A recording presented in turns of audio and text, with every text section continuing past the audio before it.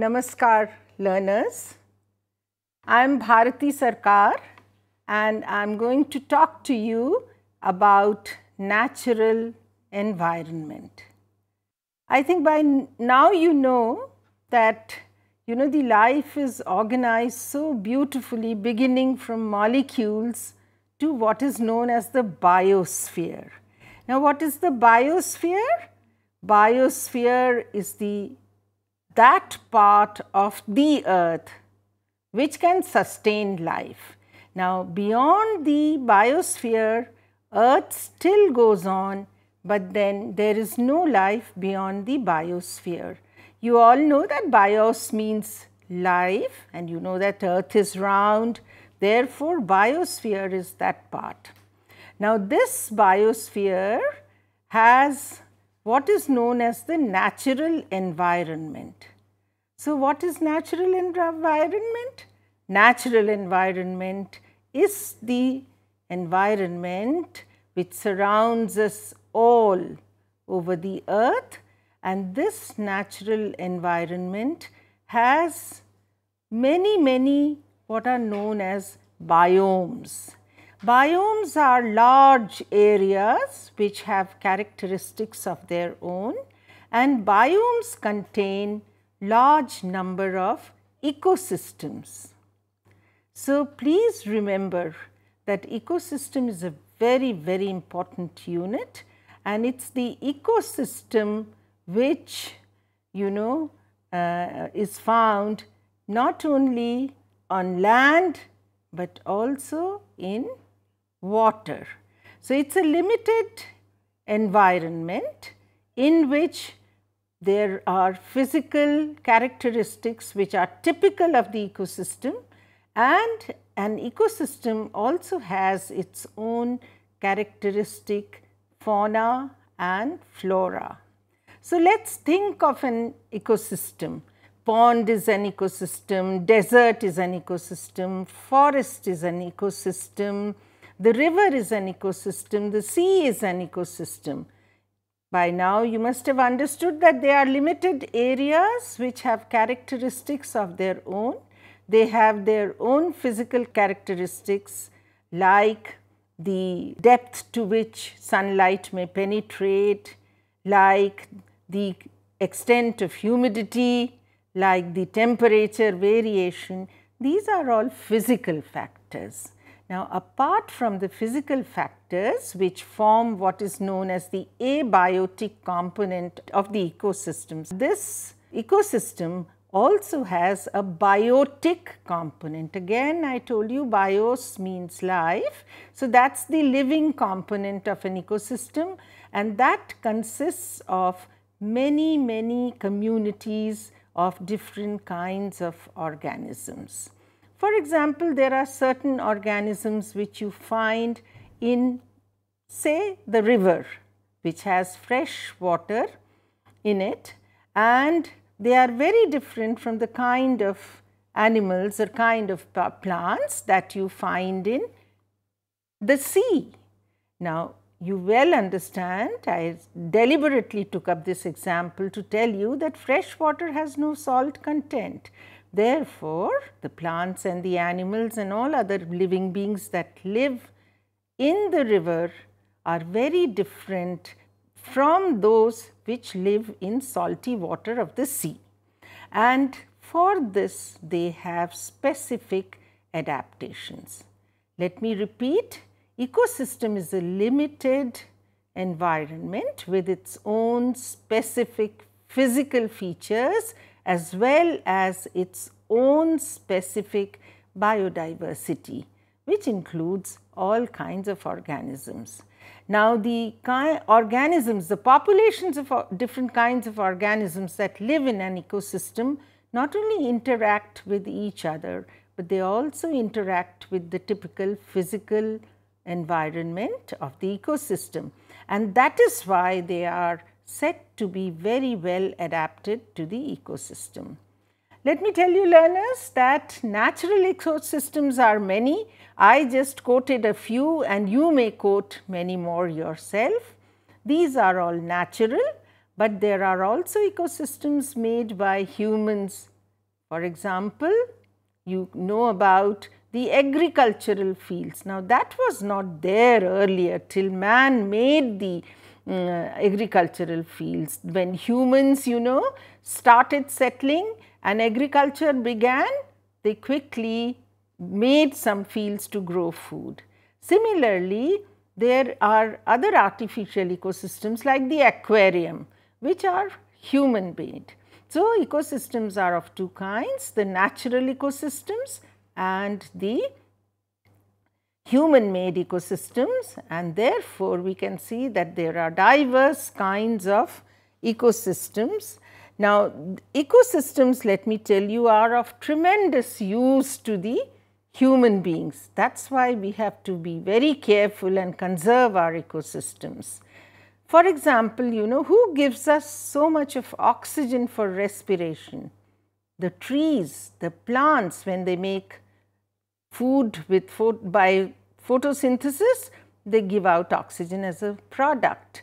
Now, so forests give us not only oxygen, but they also act as sinks for carbon dioxide, which then cannot accumulate. You already know that accumulation of carbon dioxide in the atmosphere has caused global warming and accompanied climate change.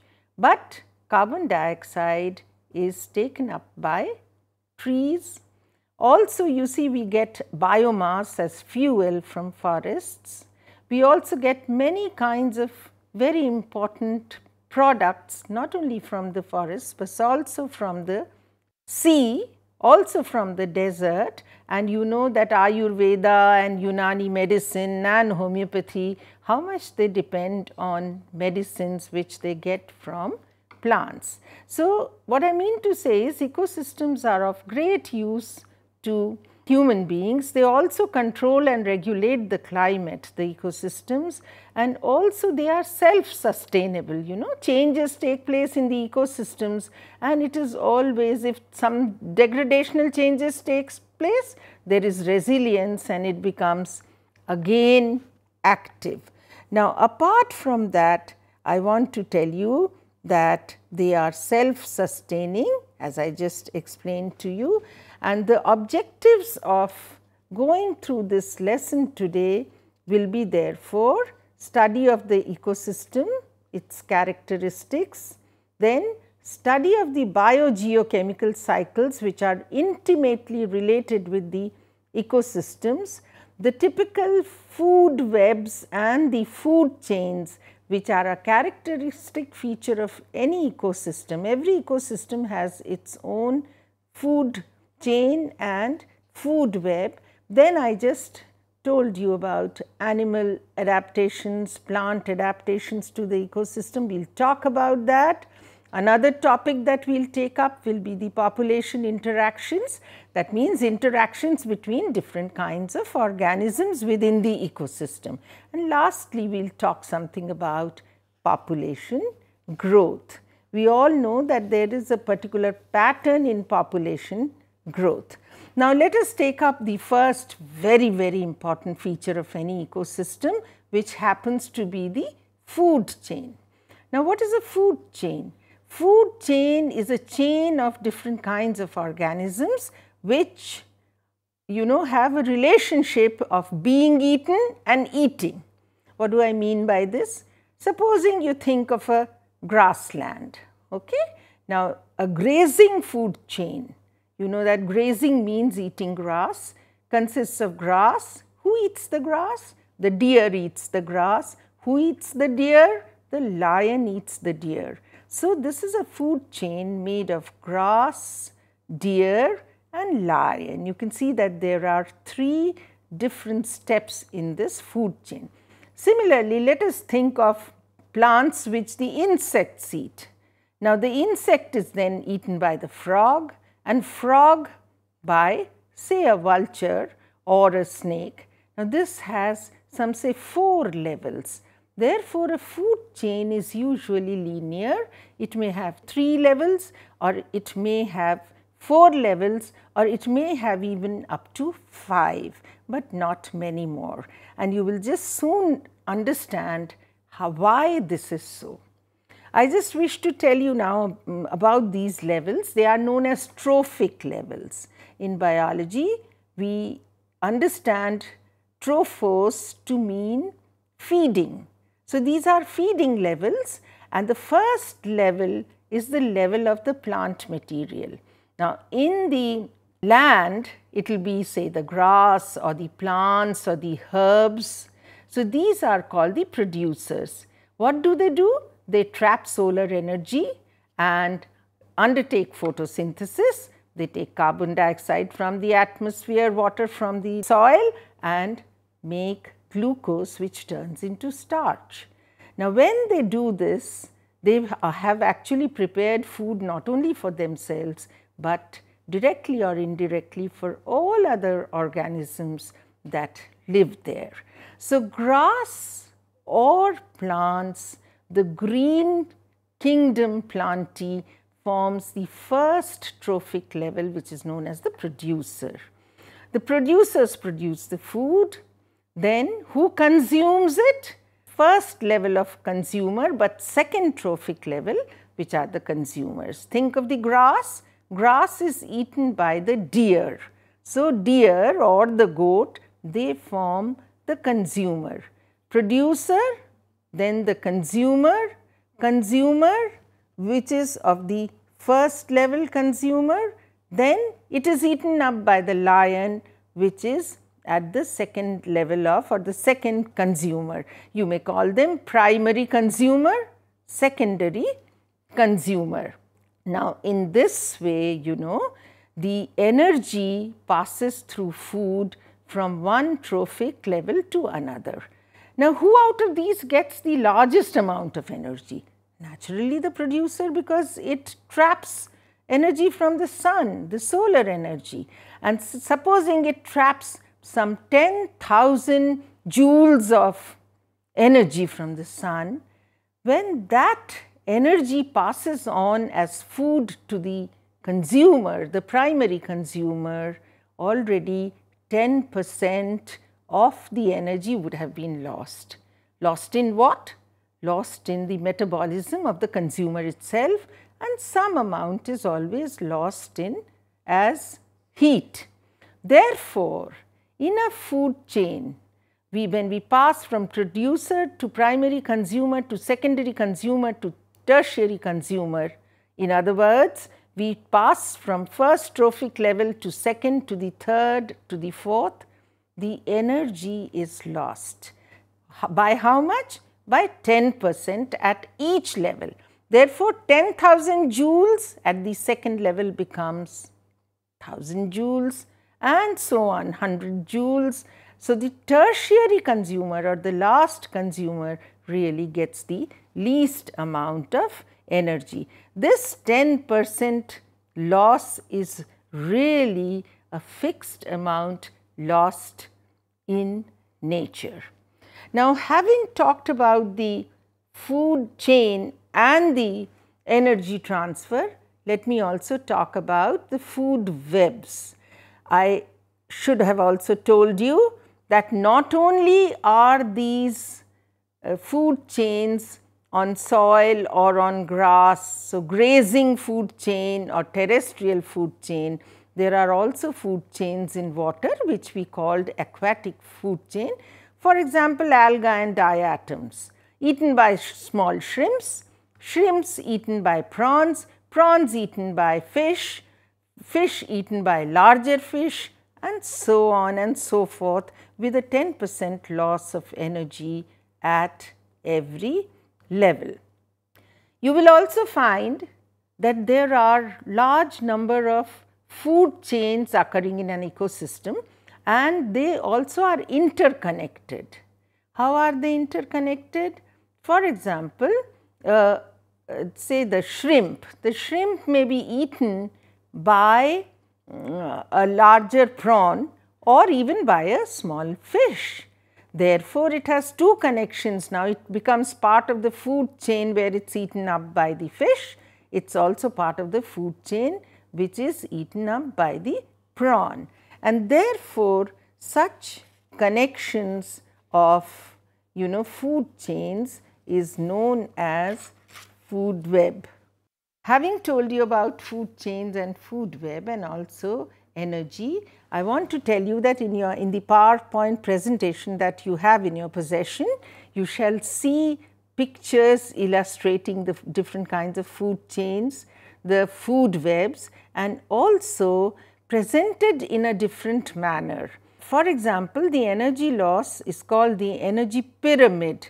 I just told you that the energy is lost as we go up from one level to the other. So, it forms a kind of a pyramid. So, they may be shown as pyramids. Sometimes there are pyramids of number, sometimes there are pyramids of energy, sometimes there are other pyramids which show the density, etc.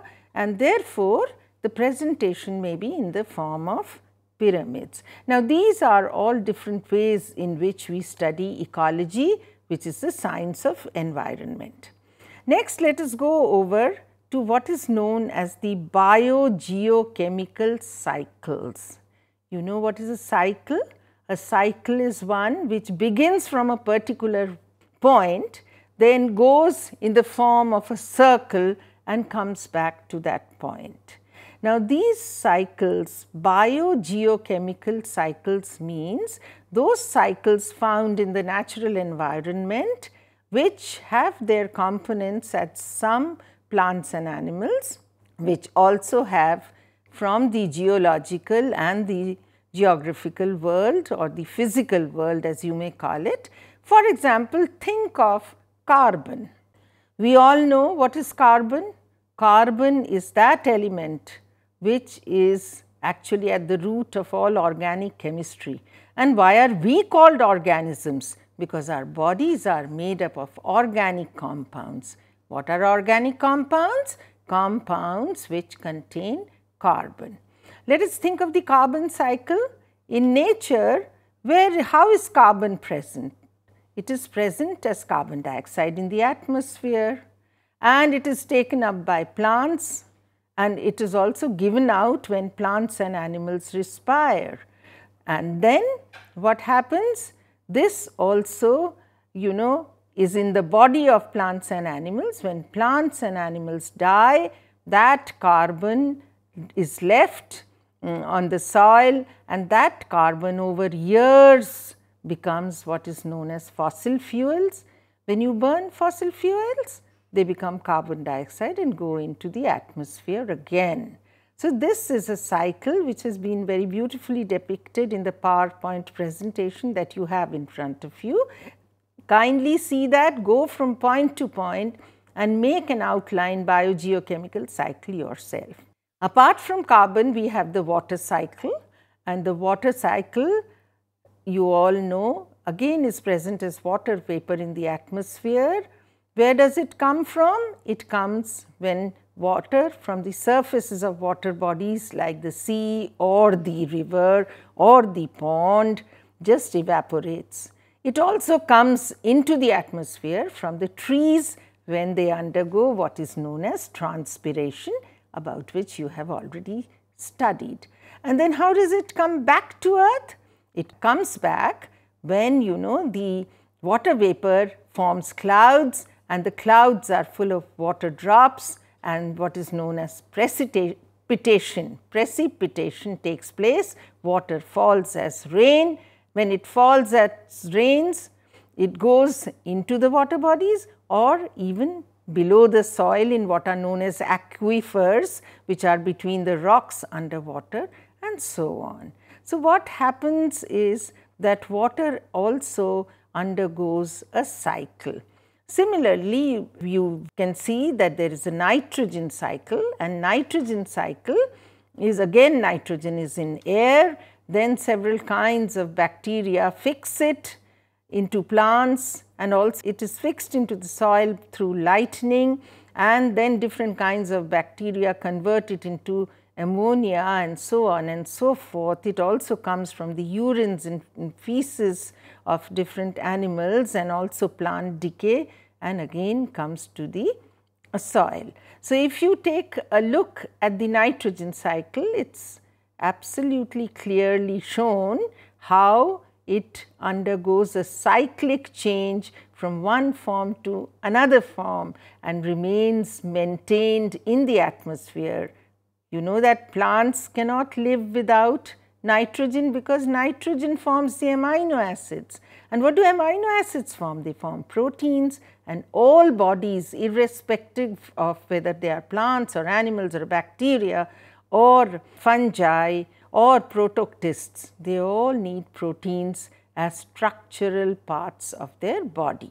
So, proteins are important and they are formed from amino acids which form from nitrogen. So, nitrogen is a very, very important element again. Similarly, we have oxygen, we have the phosphorus cycle, the oxygen cycle and so on, but possibly we have put only these 3 cycles so that you get a general idea of what biogeochemical cycles are all about.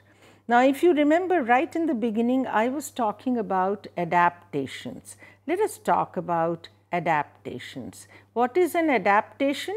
Adaptation is the body form or the body function which helps to adjust to the physical environment or to the ecosystem in which a particular organism is living.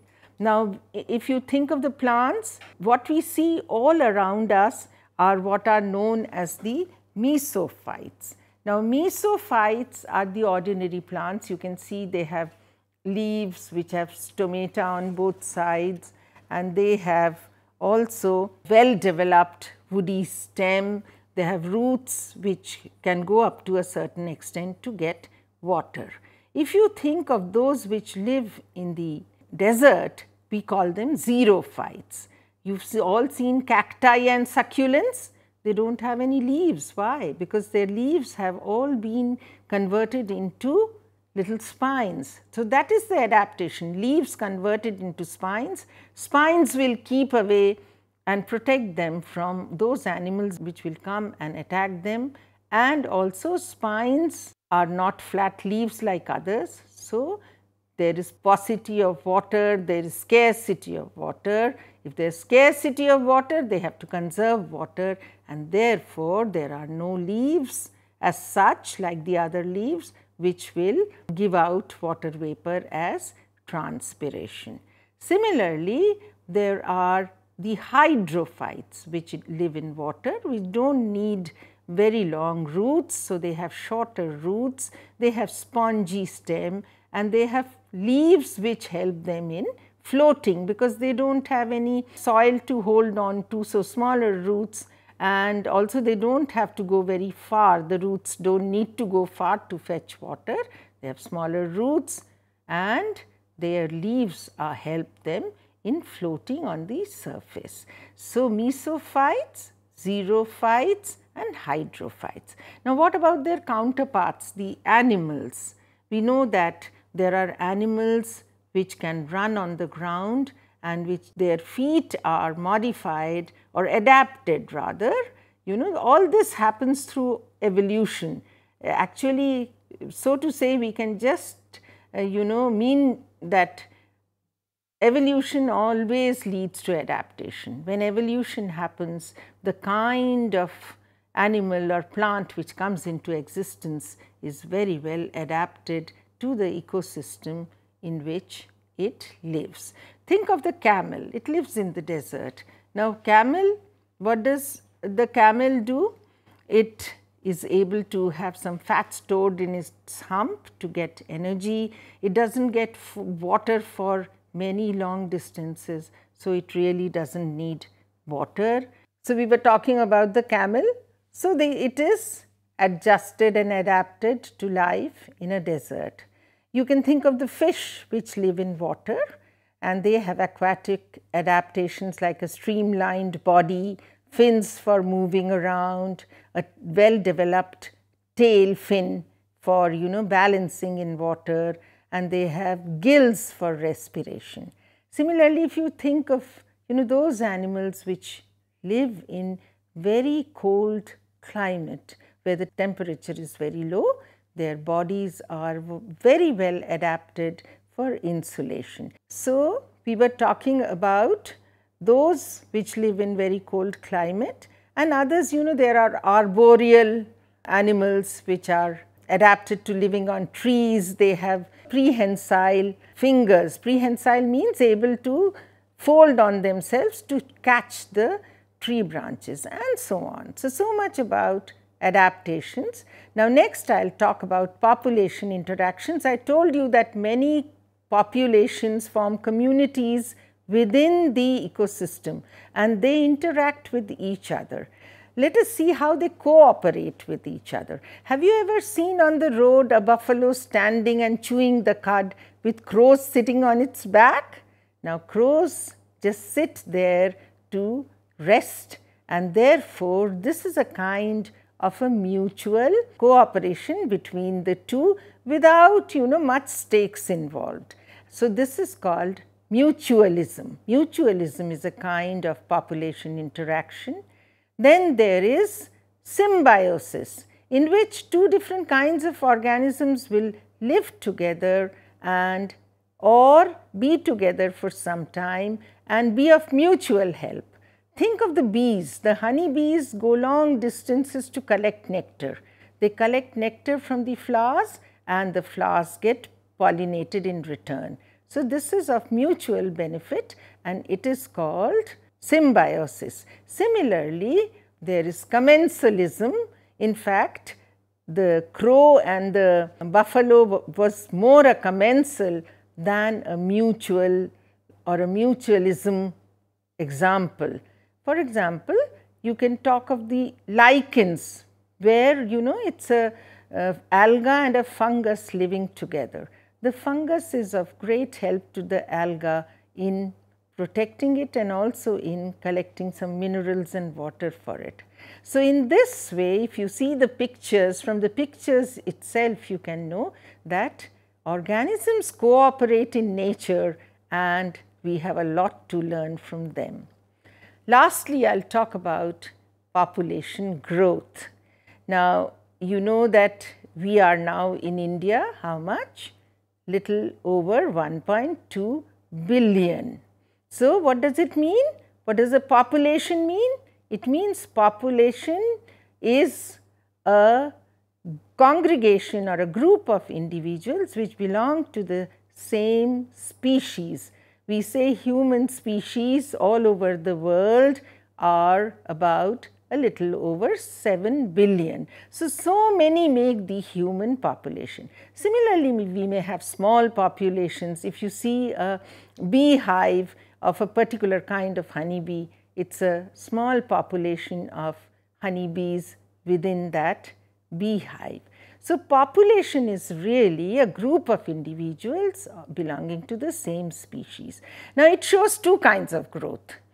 Once it begins to grow in its place, in its habitat, then it will start growing, and if there is enough food and if the physical environment is congenial, it will just form a J-shaped curve, means go on increasing.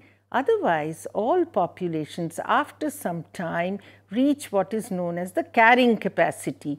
The environment has a certain capacity to carry only a certain number of individuals, and therefore, growth stops after that and you get an S-shaped curve if you just draw that curve for a particular population. Thank you.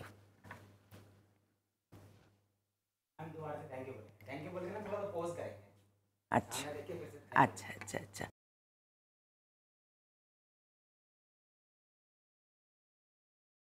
To summarize, we have seen what is a natural environment as part of the biosphere, what is an ecosystem and how important it is, and how do populations and communities live in an ecosystem and are interrelated through food chains and food webs. We also saw how the biogeochemical cycles go in a cycle. We also studied a little about how populations interact with each other and how plants and animals are adapted to the ecosystem. And lastly, we studied a little about the two kinds of population curves, the J-shaped when there is enough food and S-shaped when food is limited. Thank you, learners.